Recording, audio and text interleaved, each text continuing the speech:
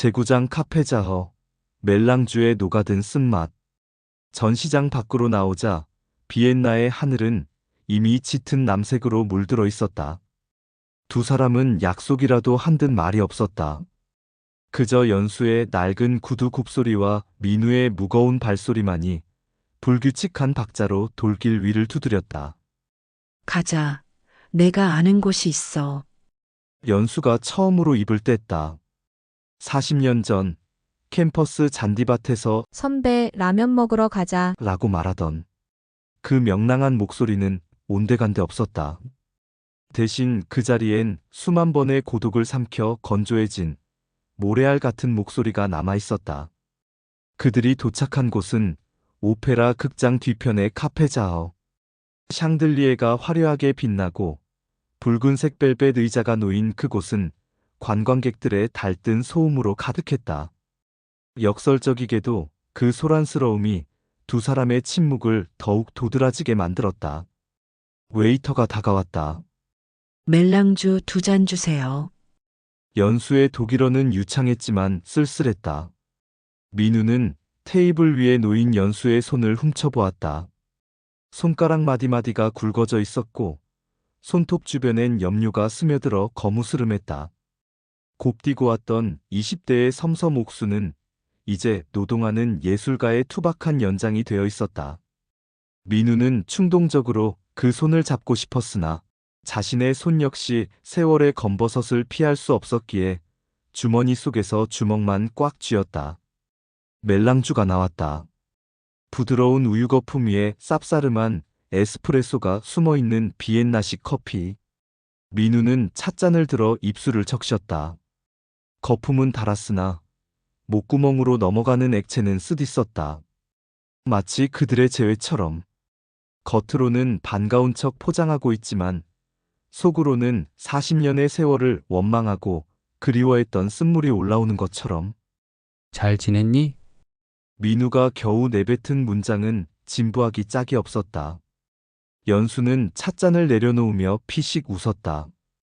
눈가의 주름은 물결처럼 번졌다. 잘 지낸다는 게 뭘까, 선배. 밥 굶지 않고 빚쟁이한테 쫓기지 않고 내 이름으로 된 전시회를 여는 거. 그렇다면 나는 아주 잘 지냈어. 그녀의 시선이 민우의 넥타이 매듭에 머물렀다. 선배는 훌륭한 건축가가 됐어? 민우는 고개를 숙였다. 훌륭함의 정의가 무엇인지 헷갈렸다. 건물은 많이 지었다. 하지만 내 인생은 부실 공사였어. 기초가 잘못된 걸 알면서도 멈추지 않고 층만 올렸지. 그래서 늘 위태로웠다. 연수는 아무 말 없이 냅킨으로 입가를 닦았다. 그 단순한 동작조차 민우에게는 우아하고도 슬픈 무용처럼 보였다. 제10장, 당신이 엮어온 실타래, 내가 쌓아온 벽돌. 카페를 나와 케른트너 거리를 걸었다. 쇼윈도의 불빛들이 두 사람의 그림자를 길게 느렸다. 민우는 연수의 보폭에 맞춰 천천히 걸었다. 젊은 시절엔 늘 민우가 앞서가고 연수가 종종 걸음으로 따라왔었다. 이제는 민우가 그녀의 뒤를 따른다. 나는 늘 궁금했어. 연수가 멈춰 서서 슈테판 대성당의 첨탑을 올려다보았다. 선배가 짓는 건물들은 차갑고 단단하잖아. 콘크리트, 유리, 철골. 그런데 내 작업은 늘 실이야. 끊어지기 쉽고, 엉키기 쉽고, 불에 타면 재가 되어버리는. 그녀가 민우를 돌아보았다. 밤바람에 그녀의 은회색 머리카락이 흩날렸다. 선배는 벽돌을 쌓아 올리며 자신을 지켰고, 나는 실을 풀며 나를 태웠어. 우리는 그렇게 다른 재료로 각자의 고독을 견뎠나 봐. 민우는 가슴 한구석이 뻐근해졌다. 연수야, 나는 비겁했다. 가난이 무서워서 너를 놓았어. 그 죄책감이 내 평생의 족쇄였다. 드디어 뱉어냈다. 40년간 목구멍에 걸려있던 가시 같은 고백. 연수는 다가와 민우의 옷깃을 여며주었다. 그 손길이 너무 따뜻해서 민우는 하마터면 울 뻔했다. 알아. 그래서 원망하지 않았어. 선배가 비겁했던 게 아니라 그 시절에 우리가 너무 가녀렸던 거지. 그녀의 손이 민우의 뺨에 살짝 닿았다 떨어졌다. 그때 선배가 나를 보내주지 않았다면 나는 평생 서울의 단칸방에서 양말이나 꿰매며 살았을지도 몰라. 선배 덕분에 나는 예술가가 됐어. 고독했지만 자유로웠어. 그것은 용서였다. 아니, 용서를 넘어선 이해였다. 민우는 연수의 눈을 깊이 들여다보았다. 그 속에는 지난 40년의 겨울을 견뎌낸 굳은 살 박인 영혼이 살고 있었다. 내일 짤츠부르크로 갈래? 연수가 불쑥 물었다. 거긴 모차르트의 도시잖아. 시끄럽고 경쾌한 우리 같은 늙은이들의 우울함 따위는 묻어버릴 수 있게. 민우는 고개를 끄덕였다. 지옥이라도 따라갈 기세였다. 그래 가자 어디든. 두 사람은 다시 걷기 시작했다. 손을 잡지는 않았다. 하지만 두 사람의 어깨 사이 간격은 아까보다 훨씬 좁아져 있었다. 빈의 밤거리에 구스타프 말러의 교향곡처럼 웅장하고도 슬픈 바람이 불어왔다. 제3부 짤츠부르크 미완성 교향곡의 변주 제11장 모차르트의 도시는 너무 소란스러워서 짤츠부르크 중앙역에 차가운 플랫폼에 첫 발을 디딘 순간 그들의 고막을 가장 먼저 점령한 것은 살아있는 사람들의 소음이 아닌 이미 수백 년 전에 죽은 천재 음악가의 유령 같은 선율들이었다.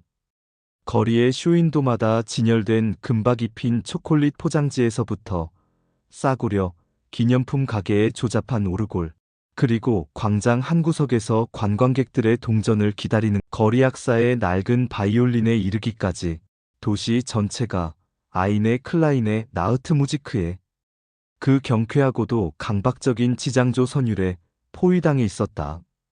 민우는 반사적으로 미간을 찌푸렸다. 그 지나치게 명랑하고 자기적인 환대가 평생을 무채색의 도면 위에서 오차없는 직선들과 씨름하며 침묵 속에 살아온 그에게는 마치 왜 웃지 않아? 지금 행복하지 않으면 유죄야라고 채근하는 폭력적인 소음처럼 느껴져. 견딜 수가 없었다. 여기는 빛이 너무 많아서 눈이 시리구나. 늙은 눈에는 이토록 과잉된 명랑함이 오히려 독이 되는 모양이다. 민우가 혼잣말처럼 중얼거렸다. 연수는 그 말의 무게를 이해한다는 듯 씁쓸한 미소를 머금으며 거칠어진 그의 코트 소매를 아주 조심스럽게 끌어당겼다. 그래서 우리가 이곳으로 도망쳐 온 거야, 선배. 우리가 끌어안고 있는 우울의 농도가 너무 짙고 끈적해서 가끔은 이렇게 속없이 가벼운 장조이. 도시에 숨어들어야만 해. 빛이 강렬해야 비로소 우리의 그림자도 선명해지고 그래야 우리가 살아있다는 걸 확인할 수 있으니까. 그들은 수많은 인파에 떠밀려 게트라이드의 거리를 걸었다. 머리 위로는 중세시대부터 매달려 있었다는 철제 세공 간판들이 바람에 부딪히며 달그락거리는 소리를 냈고 그 소리는 마치 앙상한 뼈들이 부딪히는 소리처럼 공허하게 울렸다. 밀물처럼 밀려드는 관광객들의 물결 속에서 두 사람은 외딴 섬처럼 둥둥 떠다녔다. 굳이 손을 잡지 않았지만 서로의 보폭을 예민하게 의식하며 걷는 그 한 뼘의 거리감만이 두 사람을 이어주는 유일하고도 위태로운 연결고리였다. 민우는 문득 쇼윈도 유리에 비친 두 사람의 흐릿한 잔상을 훔쳐보았다. 세월의 무게를 이기지 못해 구부정하게 굽은 등, 서리가 내린 듯 희끗한 머리칼. 그것은 사랑에 빠져 설레는 연인의 모습이라기보다 길고 지루했던 전쟁을 끝내고 황폐해진 고향으로 귀환하는 더 이상 잃을 것이 없는 늙은 폐잔병들의 쓸쓸한 행렬에 가까웠다. 하지만 역설적이게도 그 명백한 패배감이 민우에게는 묘한 안도감을 주었다. 이제는 더 이상 이겨야 할 치열한 전투도 악착같이 쟁취해야 할 전리품도 없다는 사실이 주는 체념 섞인 평온함이었다. 제12장 호엔짤츠부르크 요새 갇혀버린 말들. 가파른 경사를 오르는 푸니쿨라의 덜컹거림에 몸을 싣고 호엔잘츠부르크 요새에 올랐다. 발 아래로는 잘자흐강이 회색빛 비단띠처럼 도시를 가로지르며 굽이쳐 흐르고 있었고, 저 멀리 인간들이 만들어 놓은 세상은 장난감 블록처럼 작고 정교하게 축소되어 비현실적으로 느껴졌다. 선배, 기억나? 1978년에 그 겨울밤, 내가 유학을 떠나기 바로 전날 말이야. 연수가 차가운 돌란간에 기대어 시리도록 푸른 알프스의 만년설이 덮인 먼 산을 바라보며 물었다. 그녀의 시선은 현재가 아닌 아득한 40년 전의 그날을 더듬고 있었다. 기억하고 말고. 온 세상이 하얗게 지워질 만큼 눈이 많이 내렸었지. 내 발자국이 눈 위에 찍히는 걸 보면서 내 마음에도 구멍이 뚫리는 것 같았다. 그때 선배가 줬던 그 낡은 스케치북. 나 버리지 못하고 아직도 가지고 있어. 연수의 목소리는 바람에 흩어질 듯 작았지만 그 울림은 민우의 가슴을 파고들었다. 그 스케치북 첫 장에 선배가 만년필로 꾹꾹 눌러 써준 글귀 기억해? 건축은 공간을 빚는 일이지만 사랑은 시간을 견디는 일이다. 그 문장이 지난 40년이라는 긴 세월 동안 나를 가뒀어. 나는 그 문장이라는 보이지 않는 감옥에 갇힌 종신형 수감자였어. 민우의 심장이 쿵 하고 바닥으로 곤두박질 쳤다. 그것은 치기 어린 20대 건축학도가 멋모르고 뱉어낸 허세와 낭만이 뒤섞인 무책임한 문장이었다. 자신이 그저 멋있어 보이기 위해 휘갈겨 쓴 활자 몇 개가 한 여자의 인생을 송두리째 결박하고 있었다는 사실에 숨이 턱 막혀왔다. 미안하다, 정말 미안하다. 나는 그럴듯한 공간을 빚는다는 핑계로 정작 내 마음 편히 뉘일 방 하나 제대로 짓지 못하고 부실한 인생을 살았는데 너는 그 낡아빠진 문장 하나를 동아줄처럼 붙들고 그 모진 세월을 견뎠구나. 민우는 요새의 차가운 돌벽에 거친 손바닥을 대었다. 천년의 비바람을 견뎌온 이 거대한 돌들은 말이 없었다. 민우와 연수, 두 사람 사이에 켜켜이 쌓인 침묵의 두께도 이 성벽만큼이나 두껍고 견고하여 감히 허물 수 없을 것만 같았다. 그들은 서로를 바라보지 않았다. 대신 같은 풍경을, 같은 방향을 바라보았다. 마주보며 서로를 탐색하는 것보다 나란히 서서 같은 곳을 응시하는 것이야말로 늙은 연인들이 할 수 있는 가장 깊고 내밀한 대화임을 깨닫는 나이였기 때문이다. 13장 미라벨 정원. 늦게 핀 꽃이 더 붉다. 요새에서 내려와 그들은 미라벨 정원으로 향했다. 화려한 봄날의 영화는 이미 사라지고 없는 11월의 정원은 스산하기 그지없었다. 한때 찬란했을 꽃들은 갈색으로 시들어 고개를 숙였고 바닥에는 젖은 흙냄새와 부패에 가는 낙엽 냄새만이 무겁게 깔려 있었다. 하지만 정원 한 구석, 계절의 순리를 거스른 채 늦게 피어난 장미 몇 송이가 핏방울처럼 붉고 위태롭게 매달려 있었다. 저기 저 꽃, 꼭 우리 모습 같지 않니? 연수가 가늘고 주름진 손가락으로 시들어가는 늦장미를 가리켰다.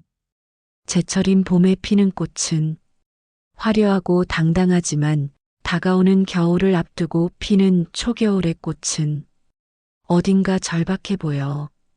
생의 마지막을 불태우는 것처럼 처절해서 그래서 더 붉고 진한가 봐. 민우는 연수의 옆얼굴을 가만히 응시했다. 찬바람에 붉게 상기된 그녀의 볼, 눈가에 자글자글하게 잡힌 세월의 주름, 그리고 입가에 맺힌 옅지만 단단한 미소. 20대의 연수가 풋풋하고 싱그러운 복숭아꽃 같았다면 60대의 연수는 저 늦장미 같았다. 수분은 잃고 말라가고 있지만 그 색채만은 젊은 날보다 훨씬 더 농밀하고 깊어진 고통을 통과해 본 자만이 가질 수 있는 색깔이었다. 아름답다, 연수야. 정말로 아름다워. 민우가 불쑥 목구멍 깊은 곳에서 올라오는 진심을 뱉어냈다. 40년 전에는 차마 낯간지러워하지 못했던 겉멋에 취해 삼켜버렸던 그 말을 이제야 했다. 내 주름도, 설이 내린 내 흰 머리도, 그리고 실을 잡느라 거칠어진 내 손도, 거칠애 뿐인 젊음이 사라진 그 자리에 비로소 진짜 내가 남았구나. 연수의 눈동자가 미세하게 흔들렸다. 그녀는 고개를 획 돌려 애써 차오르는 눈물을 감췄다. 늙은이 주책이야, 정말. 그녀의 타박이 젖은 낙엽 위로 툭 하고 무겁게 떨어졌다. 하지만 그 투박한 말 속에는 오랜 기다림 끝에 보상받은 자만이 느낄 수 있는 물기 어린 기쁨이 흠뻑 배어 있었다. 육체의 싱그러움은 소멸했지만 그들은 비로소 껍데기를 벗어버린 영혼의 민낯을 마주하고 있었다. 제14장 상처를 드러내는 방식에 대하여. 그날 밤 구시가지의 낙지만 고풍스러운 작은 호텔. 체면을 차리듯 각자의 방을 잡았지만 민우는 도무지 잠을 이룰 수 없었다. 얇은 벽 하나를 사이에 둔 복도 건너편 그녀의 방에서 들려오는 희미하고 마른 기침 소리가 벽을 뚫고 들어와 그의 예민한 신경을 긁어댔기 때문이다. 새벽 2시, 도시가 잠든 시간. 조심스러운 노크 소리가 들렸다. 문을 열자 그곳엔 연수가 서 있었다. 화장기 하나 없는 창백한 맨얼굴, 헐렁한 면자못 위에 두툼한 카디건을 걸친 모습. 그녀의 손에는 작은 와인병이 그리고 두려움과 설렘이 뒤섞인 표정이 들려 있었다. 잠이 도망갔어. 한잔할래? 좁은 탁자를 사이에 두고 두 사람은 마주 앉았다. 방에 있던 와인잔에 붉은 액체를 따랐다. 쌉싸름한 알코올이 식도를 타고 내려가자 하루 종일 긴장으로 굳어있던 근육들이 조금씩 아주 천천히 풀리기 시작했다. 연수가 망설이다가 카디건 소매를 걷어 올렸다. 그녀의 왼쪽 팔뚝 하얀 피부 위에 선명하게 그어진 긴 흉터가 드러났다. 화상 자국 같기도 하고 날카로운 것에 베인 상처 같기도 한 그 흉측한 흔적에 민우의 시선이 못 박힌 듯 꽂혔다. 염색 작업을 하다가 독한 화학 염료가 끓어 넘쳐서 튀었어. 벌써 30년 전 일이네. 연수가 아무렇지 않은 듯 담담하게 말했다.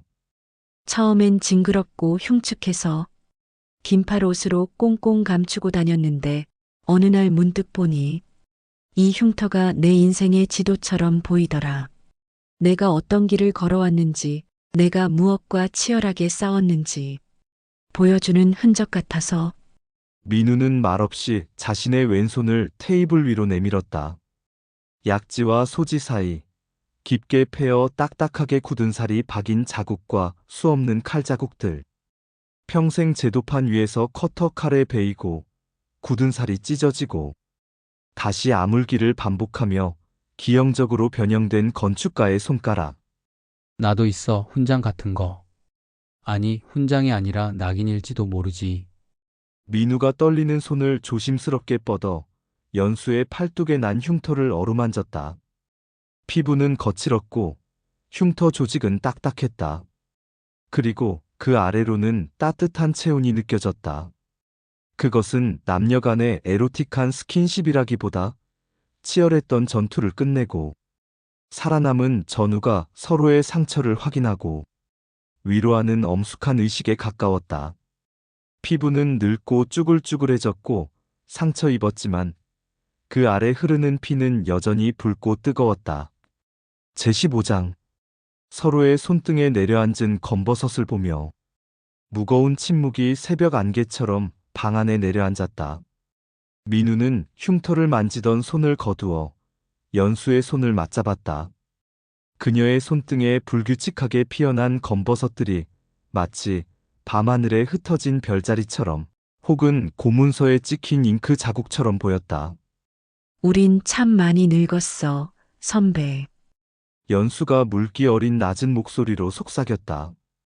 이제 우리 나이에 사랑을 한다는 건 심장이 뛰는 설렘으로 하는 게 아니라 바로 이 상처들로 하는 거야. 서로의 흉터를 혀로 하차주고 덮어주는 것. 아프지 않냐고 물어봐 주는 것. 그게 우리에게 남은 사랑의 방식 아닐까? 민우는 천천히 아주 깊게 고개를 끄덕였다. 젊은 날의 격정적인 포옹도 숨막히는 뜨거운 키스도 없었다. 그저 민우는 연수의 거친 손을 들어 자신의 거칠한 볼에 가만히 갖다 대었다. 그녀의 손바닥에서 배어나오는 쌉싸름한 염료 냄새와 싸구려 핸드크림 향기. 그 냄새가 민우에게는 세상 그 어떤 고급 향수보다 아득하고 편안한 안식의 향기였다. 고맙다, 연수야. 살아줘서 고맙고, 이 모진 세월을 견뎌줘서 고맙다. 민우의 눈가 주름 사이로 뜨거운 눈물 한 방울이 흘러내려 연수의 손바닥으로 툭 떨어졌다. 그 눈물은 뜨거웠다. 40년 전 서울의 자취방에서 잉크병이 얼어 터지던 그 추운 겨울날, 미처 흘리지 못하고 얼어붙었던 눈물이 40년의 시간을 건너 이제야 비로소 해동되어 흐르고 있었다. 짤츠부르크의 밤은 그렇게 깊어갔다. 창밖으론 진눈깨비가 소리 없이 내리고 있었지만 두 늙은 연인이 마주 앉은 좁은 방 안은 난로 하나 없이도 훈훈했다. 그것은 서로의 체온 때문이 아니라 서로가 공유하고 인내해온 그 긴 시간의 온기 때문이었다. 미완성 교향곡처럼 뚝 끊겼던 그들의 악보가 이제야 다음 소절을 향해 아주 느리게, 하지만 결코 멈추지 않는 선율로 이어지고 있었다. 지금까지 그의 겨울 아다지오 2편이었습니다. 이 스토리가 재미있으셨다면 구독, 좋아요, 알림 설정 부탁드립니다. 마지막 스토리 3편도 기대해 주세요.